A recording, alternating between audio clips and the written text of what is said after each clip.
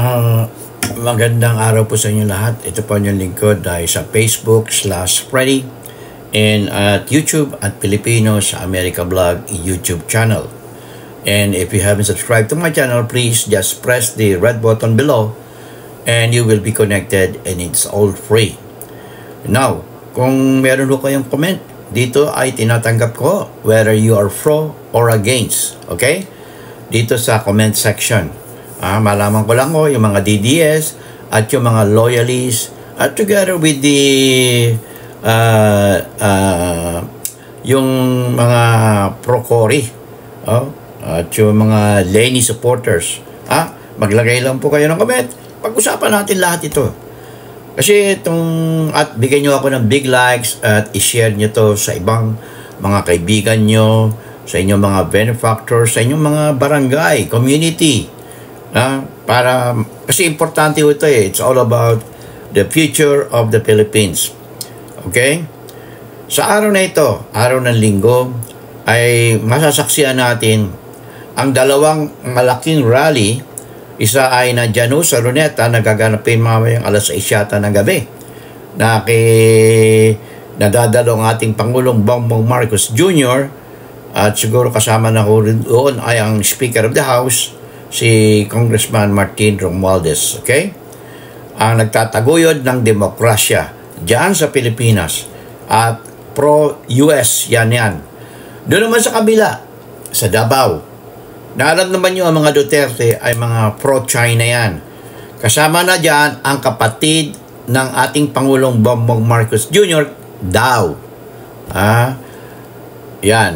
Daw. Si Senator Amy Marcos Daw. Kasi kinakalaban niya ang kanyang kapatid Ang kanyang kapatid si Bongbong Marcos Jr. For what reason? Hindi natin alam. Siguro kailangan ng DNA test dyan. Para malaman natin kung kapatid ba niya talaga si Bongbong Marcos Jr. DNA test.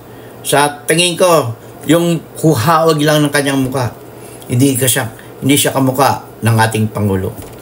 At ng kanyang isa pang kapatid. Hindi, isa ang mukha nitong mga ito. Itong kay Amy, iba ang hugis ng kanyang mukha. May baba. Yung dalawa, bilog ang mukha. Kaya magtaka na kayo kung bakit itong si Amy Marcos ay lumalabas na ngayon na kalaban niya ang kanyang kapatid. Binabatikos, sinisira niya ang kanyang kapatid. Kasama na to si Maharlika na nandiyan sa Pilipinas, nandiyan dito sa Amerika. At ngayon, nag-uudyok sila ng what? Pagimaksik, rebellion. Ito ang ginagawa na ito, kasama ng mga ibang mga senador na kasama sa panguna ni Senator Villanueva ng Jesus is Christ movement. Okay? JIL. Okay, JIL kung tawagin nila. Ewan ko kung ano ibig sabihin yung JIL. Jesus in Christ ba yun? O GIL? Ay, hindi ko alam. Hindi naman ako... Katoliko ako. Katoliko. Roman Catholic. Roman Catholic. Ito ay parang itong JIL na to ay parang we call it cult. Ay cult. Katulad nila Kubiloy. Katulad ng iba-ibang mga reliyon na dyan sa Pilipinas na it is a kulto na lahat ng inyong kayamanan ay kailangan ibigay nyo sa inyong pastor upang para daw sa simbahan yun. Ito naman sa kabila ay para baka magunang umudod dahil ibigay na ang lahat ng kayamanan nyo sa kanya at pupunta kayo sa bundok katulad ng isa pa nangyari dyan sa Mindanao. Yan ang ginagamit nila yung religion. Okay? Ngayon, sa araw na ito, linggo, ay masasaksihan nga natin ang dalawang paksyon na nagtataguyod ng demokrasya at pagiging pro-China. Saan ba kayo? Sa pro-America, demokrasya, or pro-China na komunista? Kasi lahat ng nangyayari ito ay propaganda ng China ng katulad na ginawa nila sa Taiwan na hindi sila nagtagumpay. Ganyan ang At ito si Maharlika ay tutok na tutok sa kanyang pagiganti sa Pangulong Bongbong Marcos Jr. For whatever reason, we don't know. Pero siya po ay meron akong warrant of arrest dyan sa Pilipinas for cyber libel. Kaya hindi po siya pwedeng pumunta dyan sa Pilipinas kasi dadakpin siya, aarestuin siya for cyber libel. Yan o. At yan ay merong ebidensya. Hindi o chismis siya. Hindi katulad itong ginagawa ni Maharlika. Sa Coachaba, ano ko sila, ito si Maharlika ay dating inaway niya si Senator Amy Marcos. Pero ngayon, medyo nagbati na naman.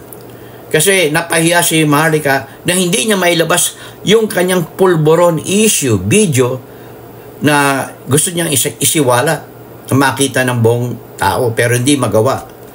At ito ay sinabi niya ngayon na si Senator Amy nagsimula ng magpakawala ng bomba. Bomba daw, bomba.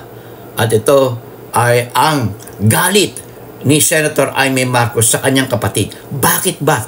Hindi ba niya kapatid si Pangulong Bongbong Marcos Jr.? At bakit niya sinisiraan? Bakit niya matindi ang paninira?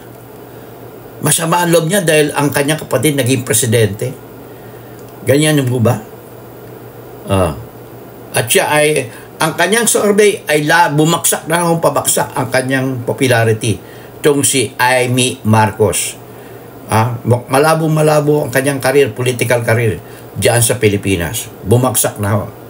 At ito ay sinisira, katulad nitong si Maharlika. Okay? Tingnan natin kung ano sasabihin niya. Ito, ha? Alam, sinabi ko to. Pero sabi ko, tingnan natin, may mga mangyayari ngayong January.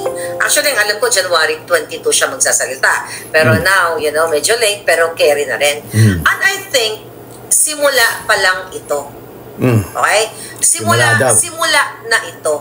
Maybe sa Davao, tomorrow, baka nandun siya. I don't know yet. Hindi ko pa na-confirm sa Putingas, baka magsalita siya doon. Lahat na sinasabi niya, daw. Puro daw. Pero kinakalat niya. Actually, nang sinabi niya doon sa GIL. Kinakalat niya. Walang kumpirmasyon, kinakalat niya. Lahat ng kanyang pasaring sa administrasyon ay puro daw. Ang aking mga ginagamit ay puro sa research at nanggagaling yan sa press. Katulad sa Daily Inquirer, nalihitimo. Kasi hindi sila pwede, kasi ito mga journalists. Kaya antayin natin ngayong araw na ito kung anong mangyayari at sa Lunes ay malalaman natin ang resulta ng dalawang rally nito. Saan ba kampi ang mga Pilipino?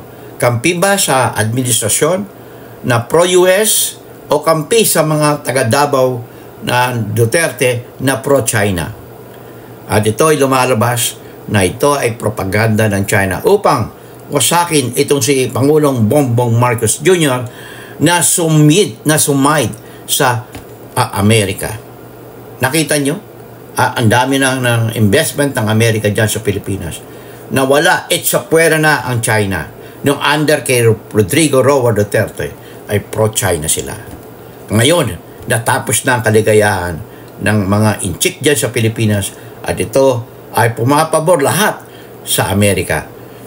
President Joe Biden, thank you very much. All US officials, thank you for making the Philippines a member of the family of the United States of America. Okay? Till my next vlog, in God we trust, never hold your peace.